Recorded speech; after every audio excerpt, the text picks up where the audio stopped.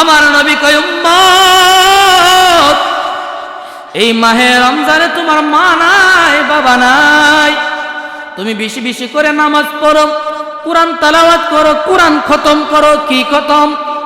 কুরআন খতম।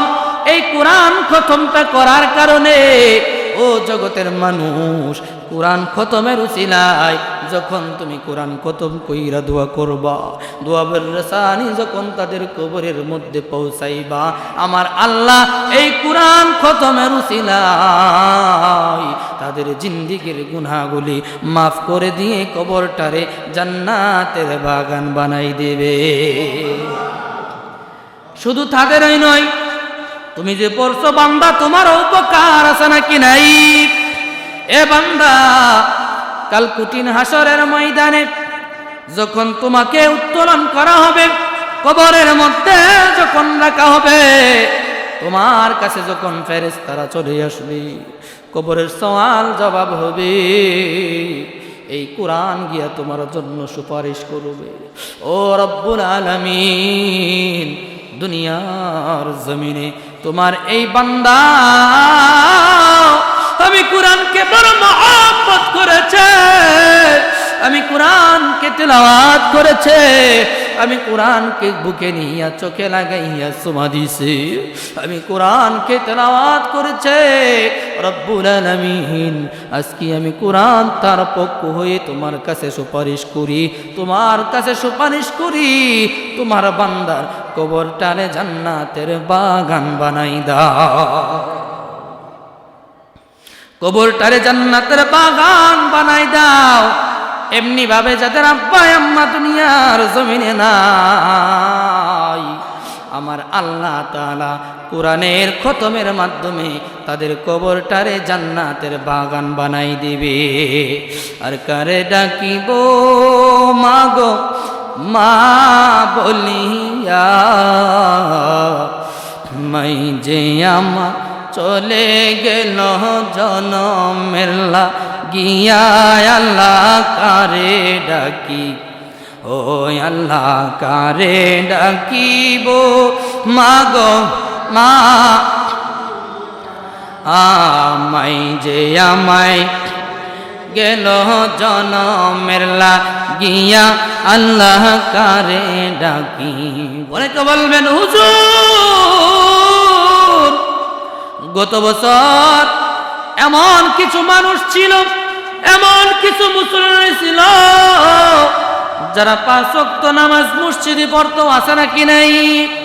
এই তো গত কিছুদিন আগে আমাদের মসজিদে একজন মুসল্লি মারা গেছে, গত রমজানে ছিল কি ছিল না? ওনার মতো আরো একজন এরকম ছিল, এই যে আমাদের বাচ্চু কাকা গত বছর এইখানে মসজিদে ইতিকাফে বসছিল, ঠিক না বেঠিক? আজকে দুনিয়ার জমিনে নাই, সকলকে চিনি না, এমনি ভাবে অনেক মানুষ দুনিয়া থেকে বিদায় হয়ে গেছে। হুজুর, আমার মা দুনিয়াতে নাই, বাবা দুনিয়াতে নাই। এই সুন্দর রমজান ফজিলতপূর্ণ মাস, বিশেষ মাস, গুনাহ মাফের শ্রেষ্ঠ মাস, গুনাহ মাফের শ্রেষ্ঠ প্যাকেজ, তারা তো এই বছর পাবে না, তাদের জন্য কি করব? হুজুর, আমার মা গত বছর এই রমজান মাসে আমি যখন ঘুমাইতাম, আমার মা আমারে ডাইকা ডাইকা জাগাইতো, আমারে জাগাইয়া শেষ রাত্রে আমারে সেহরি খাওয়াইতো, আছে নাকি নাই? এ বন্ধু, গভীর মনোযোগ অন্তরের কান লাগান। আমার মা গত বছর আমার ডাইকা ডাইকা সিঁড়ি খাওয়াইতো, এই বছর আমার মা নাই, আমার মার ডাকটা আমার কানের মধ্যে লাগে না, আমার ঘুমটা ভাঙে না, আমার মা আমারে ডাকে না, আমি মারে মিস করি। মা তো এই বছর রমজানে নাই, মার জন্য কি করতে পারি, বাবার জন্য কি করতে পারি? আমার নবী কয় উম্মত, এই মাহে রমজানে তোমার মা নাই বাবা নাই, তুমি বেশি বেশি করে নামাজ পড়ো, কুরআন তেলাওয়াত করো, কুরআন খতম করো। কি খতম? কুরআন খতম। এই কুরআন খতমটা করার কারণে ও জগতের মানুষ, কুরআন খতমের উসিলায় যখন তুমি কোরআন খতম কইরা দোয়া করবা, দোয়াবের রেসানি যখন তাদের কবরের মধ্যে পৌঁছাইবা, আমার আল্লাহ এই কোরআন খতমের উসিলায় তাদের জিন্দেগীর গুনাহগুলি মাফ করে দিয়ে কবরটারে জান্নাতের বাগান বানাই দেবে। শুধু তাদেরই নয়, তুমি যে পড়ছো বান্দা, তোমার উপকার আছে নাকি নাই? এ বান্দা, কাল কঠিন হাসরের ময়দানে যখন তোমাকে উত্তোলন করা হবে, কবরের মধ্যে যখন রাখা হবে, তোমার কাছে যখন ফেরেশতারা চলে আসবে, কবরের সওয়াল জবাব হবে, এই কোরআন গিয়া তোমার জন্য সুপারিশ করবে। ও রব্বুল আলামিন, দুনিয়ার জমিনে তোমার এই বান্দা আমি কোরআনকে বড় মহব্বত করেছে, আমি কোরআনকে তেলাওয়াত করেছে, আমি কোরআনকে বুকে নিয়া চোখে লাগাইয়া চুমা দিছি, আমি কোরআনকে তেলাওয়াত করেছে। রব্বুল আলামিন, আজকে আমি কোরআন তার পক্ষ হয়ে তোমার কাছে সুপারিশ করি, তোমার কাছে সুপারিশ করি, তোমার বান্দার কবরটারে জান্নাতের বাগান বানাই দাও, কবরটারে জান্নাতের বাগান বানাই দাও। এমনি ভাবে যাদের আব্বা আম্মা দুনিয়ার জমিনে নাই, আমার আল্লাহ তাআলা কোরআনের খতমের মাধ্যমে তাদের কবরটারে জান্নাতের বাগান বানাই দিবে। আর কারে ডাকিব মাগো মা বলিয়া, মাই যে আমা চলে গেল জনমের লাগিয়া, আল্লাহ কারে ডাকি, ও আল্লাহ কারে ডাকিব মাগো মা, আমায় যে আমায় গেল জনমের লাগিয়া, আল্লাহ কারে ডাকিব।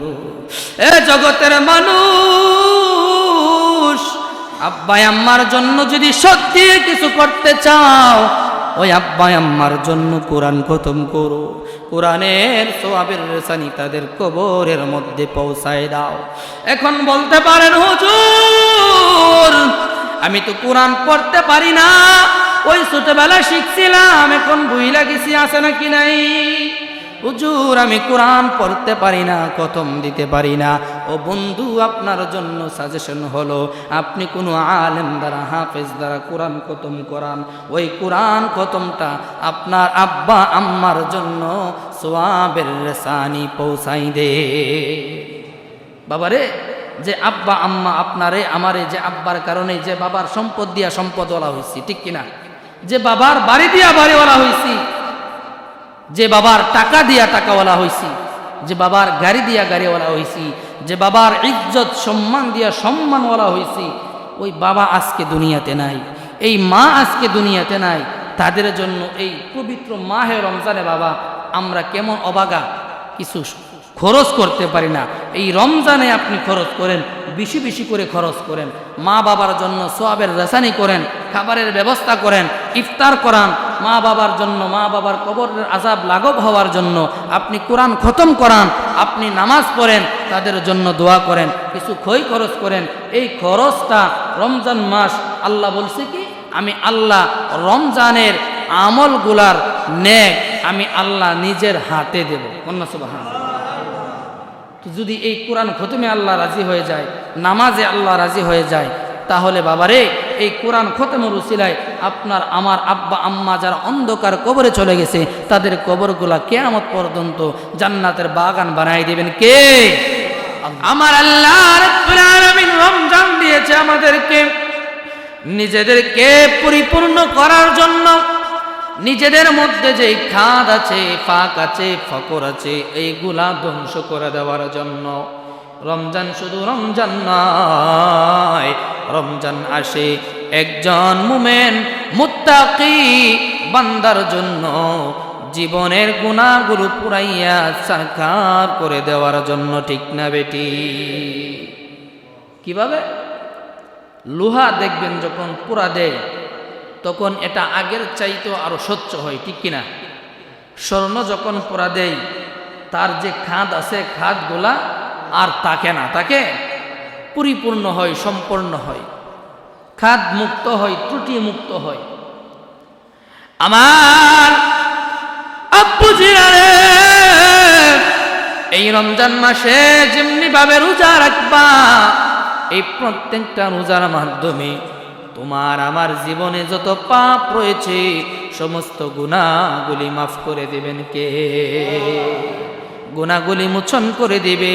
এর মানেই হলো নিজের অহংকার, তাকাব্বুরি, রিয়া, আপনার আমার জিন্দেগির গুনাহগুলি আল্লাহ করে ছারখার করে দিয়ে আপনাকে আমাকে পাপ মুক্ত করে দেবে। তাহলে রোজা রাখার দরকার আছে নাকি নাই? শুধু কি উপবাসের নামই রোজা নাকি?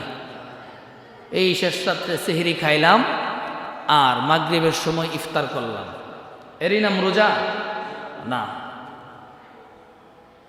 রোজা রাখতে হবে রোজাদারের মতো বাবা। আপনার আমার প্রত্যেকটা দেহের প্রত্যেকটা অঙ্গ প্রত্যঙ্গের রোজা আছে নাকি নাই? মুখ দিয়া খাই না এই জন্য মুখের রোজা হয়। মুখের আরো একটা রোজা আছে, ওই রোজাটা হলো এই মুখ দ্বারা কারো বদনাম করা যাবে না, কারো কথা বলে কারো ক্ষতি করা যাবে না, কারো উপরে মিথ্যা তহমত দেওয়া যাবে না, মিথ্যা কথা বলা যাবে না, এই মুখ দ্বারা অশ্লীল কোনো বাক্য বলা যাবে না। তাহলে মুখের রোজা পরিপূর্ণ। চোখের রোজা আছে, হাতের রোজা আছে, মস্তিষ্কের রোজা আছে নাকি নাই? দেখবেন মানুষ কারো সাথে কারো যদি ফিকশন থাকে মস্তিষ্ক দ্বারা ভাবে তারা এমনে এমনে দিয়ে একটা খাদের মধ্যে ফেলাবে, আছে নাকি নাই? বন্ধুরে বন্ধুরে বন্ধু, এই চিন্তা দ্বারা যাদের অন্তরে থাকবে, মস্তিষ্কের মধ্যে থাকবে রে, ওই ব্যক্তি পানাহার ছাড়া, উপবাস ছাড়া আর কোনো কাজে আসবে না, আল্লাহর সন্তুষ্টি হবে না। এই জন্য বাবা চোখ দ্বারা বেগানা মহিলা দেখা যাবে না, চোখ দ্বারা পর্দা করতে হবে, কি হবে না? রমজান মাসে পর্দা হয় আমাদের দেশে, পর্দা আমাদের উপর ফরজ না। রমজান মাসে কিছু কিছু মানুষ এমন পর্দাই করে একবারে চতুর্দিকে কাপড় লাগায় দেয়, আছে নাকি নাই? বিশেষ করে দোকানে, বাড়ি ঘরের কথা বলছি না, বাজারে গিয়ে দেখবেন খাবারের হোটেলগুলা চতুর্পাশে পর্দা টাঙায় দিছে, আর মানুষগুলা মানুষের লোকাচরে অগোচরে যাইয়া এইখানে পেট ভর্তি খাইয়া বের হয়ে আসতেছে, আছে নাকি নাই? তাদের উপর আল্লাহ লানত। আল্লাহ কয় বান্দা রোজা রাখো নাই, তুমি কি মিস করছো জানোনি? এই রোজাটা হলো সম্পূর্ণ একটা প্যাকেজ, বিশেষ আয়োজন। ও বান্দা, এই রমজানের রোজার মাধ্যমে আমি আল্লাহ তোমাদেরকে মুত্তাকি বানাই দেই, আমি আল্লাহ তোমাদের জিন্দেগির গুনাহগুলি মাফ করে দেই, তোমাদের দেহের যত রোগ আছে রে সমস্ত রোগগুলা আমি দূর করে দেই, ঠিক কিনা?